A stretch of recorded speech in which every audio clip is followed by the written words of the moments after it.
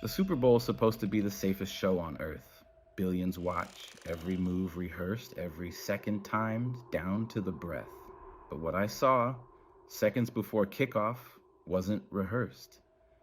It wasn't even human. The NFL wants this buried. But I was there. I saw what Usher did. And the truth is worse than anything you've ever imagined. It started with a call. Not from a promoter, not from an agent, but from someone who never gave a name. All they said was, "Be there. You'll want your camera." They sent me a digital pass that worked like a key. No ID check, no verification. I told myself I was just lucky. Another freelance gig to cover behind-the-scenes footage. That lie kept me calm until I arrived at the stadium. The air outside was electric, but something about it felt staged, almost too perfect. Security was tighter than I'd ever seen. Yet when I walked to the gate with that digital pass, the guard didn't even glance up, just a nod, and I was inside. It was like they were expecting me. Like I was part of something I didn't understand. Backstage before a kickoff isn't glamorous. Usually it's cables, rushing staff, players bouncing in place, the smell of Gatorade and sweat. But that day was different. It was too quiet. The locker room doors were shut. The hallway lights dimmed and flickered, as if the building itself was holding its breath. And then I saw him, Usher. Not surrounded by dancers, not smiling, not even warming up, just standing perfectly still in a tailored suit, eyes fixed on something in the corner. At first I thought he was rehearsing some kind of dramatic entrance, but there was no music, no cameras, no sound at all. Only the faint smell of burning incense coming from somewhere it shouldn't have been. That was when I realized I hadn't walked into prep for a performance. I had walked into a ritual. In the corner of that room stood something I will never forget. Not a person, not a prop, a figure in a flawless black suit. Crisp, immaculate, no wrinkles. But where the head should have been, there was nothing. Just clean absence above the collar. It didn't move. It didn't speak. It just watched. Usher didn't flinch. He acknowledged it the way someone acknowledges an old friend, like this wasn't new to him. He adjusted his cuff, leaned forward, and whispered, "He only watches." I froze. Who was he talking about? Who was being watched? The silence pressed against my chest like gravity. And that's when I heard it. A low hum, almost like a chant. One word repeated over and over, so soft it could have been in my head.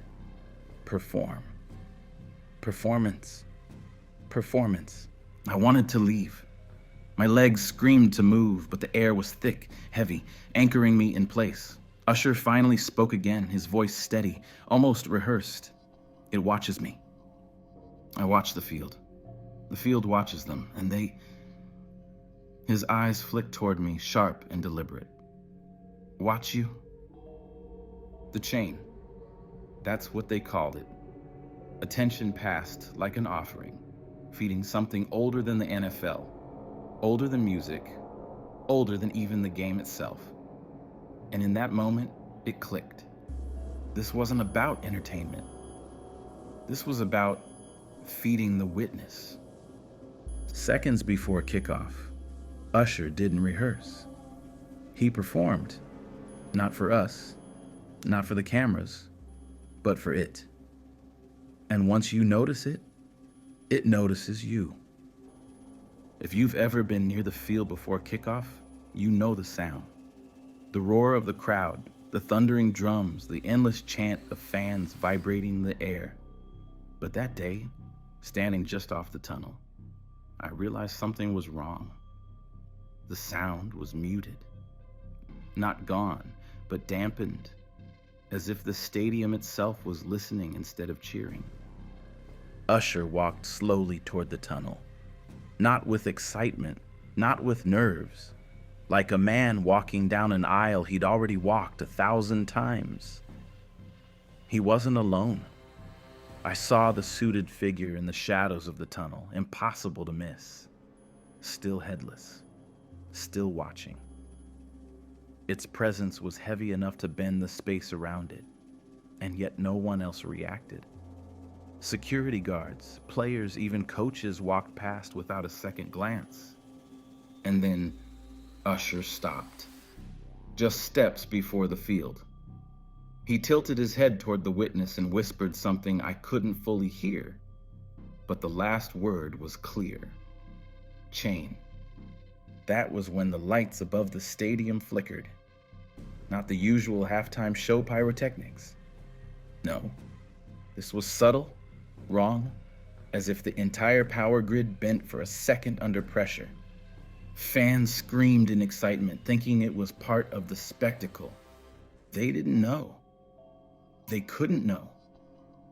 The referee's whistle echoed down the tunnel. The players lined up, cameras panned to the sidelines.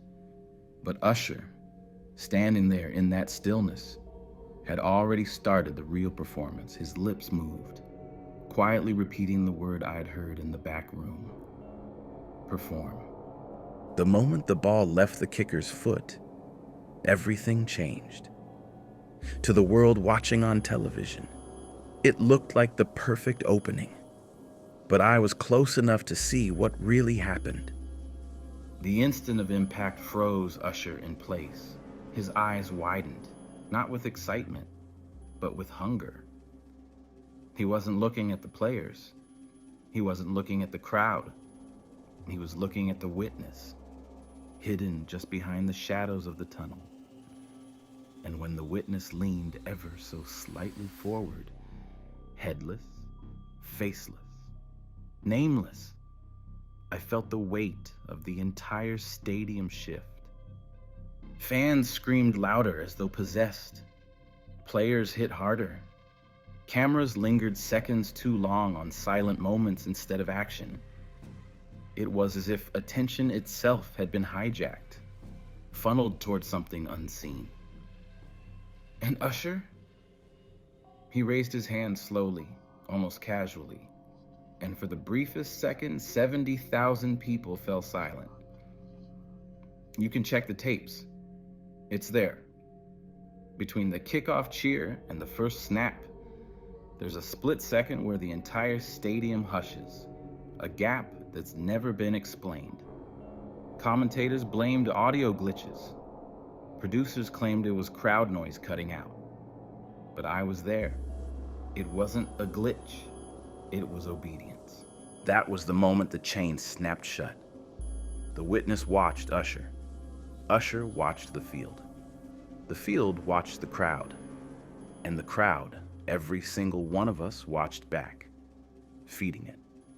After the game, I expected chaos. I expected reporters swarming, questions, rumors, anything.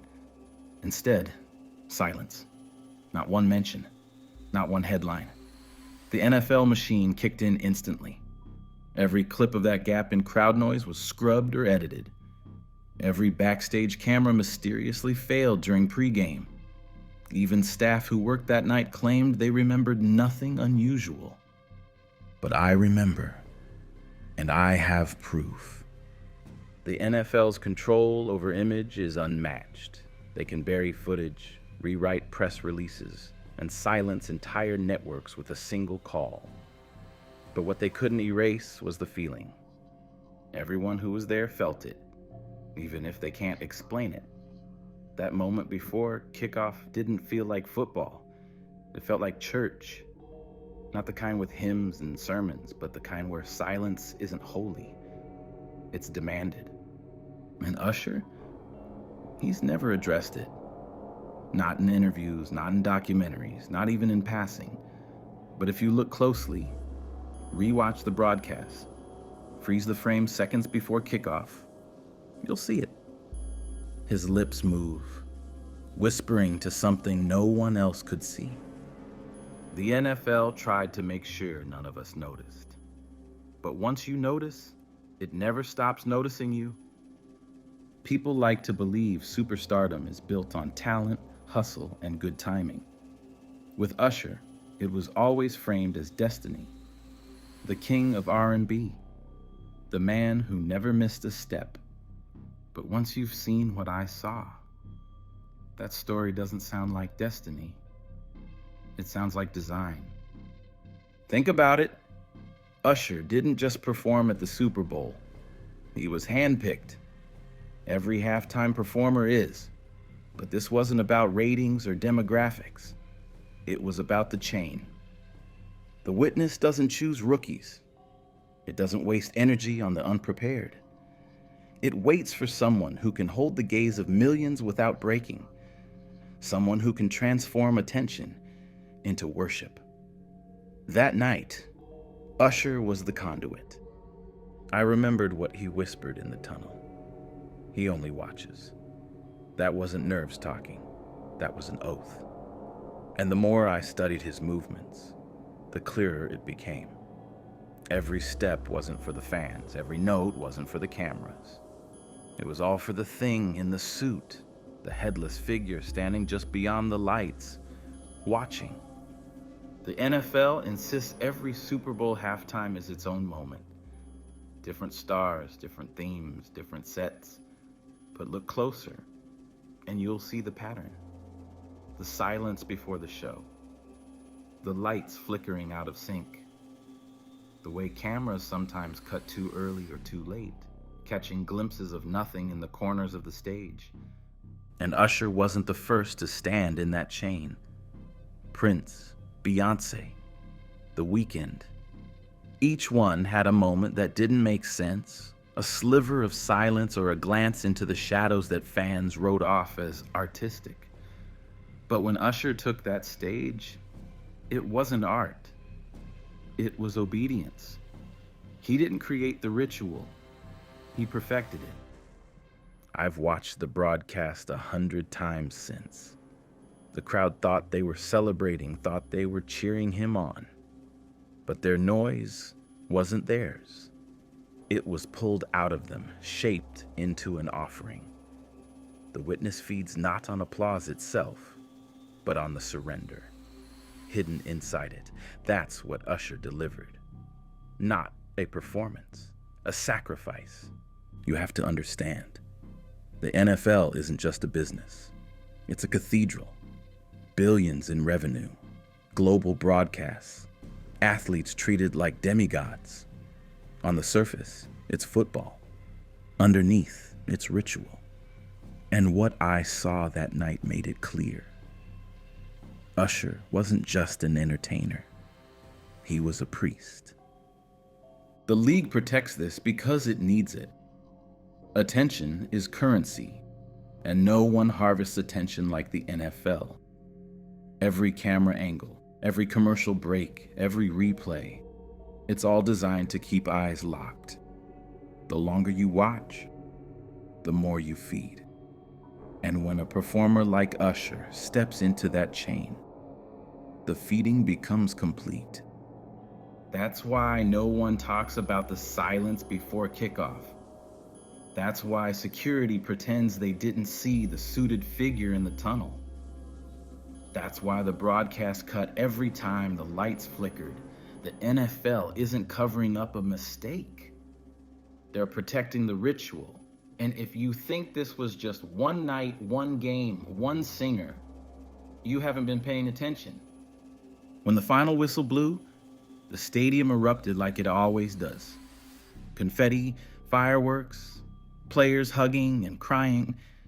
It was everything fans expect from a Super Bowl ending. But if you were close enough, if you'd seen what I saw, you knew something was off.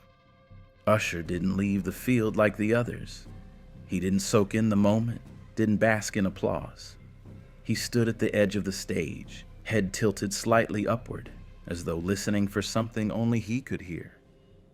For a second, the cameras caught him, eyes glassy, lips moving in a whisper. Then the feed cut away to cheering fans and sponsored highlights. Later, when reporters tried to ask him about the halftime performance, his answers were vague, rehearsed, almost mechanical. It was an honor, a dream come true. Not once did he talk about what actually happened seconds before kickoff. Not once did he mention the silence, the chain, the presence in the tunnel. He knew better. He knew the rule. You don't speak about the room even when the room is a stadium. In the weeks after, something strange happened. Usher's image began to change. Not publicly, but subtly in the places most people don't look. His promotional appearances were rearranged. Interviews were cut short or edited. Certain questions, even harmless ones about preparation or nerves, never made it to air. Behind the scenes, I learned that an entire press tour he was scheduled for was quietly scrapped. Articles that had been drafted about his greatest performance ever disappeared within hours. The NFL replaced them with safer headlines, focusing on the game, the commercials, anything except Usher. It was as if the league wanted people to remember him performing, but not to remember him.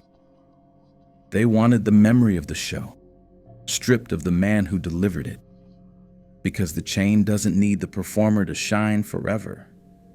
It only needs them to feed the moment.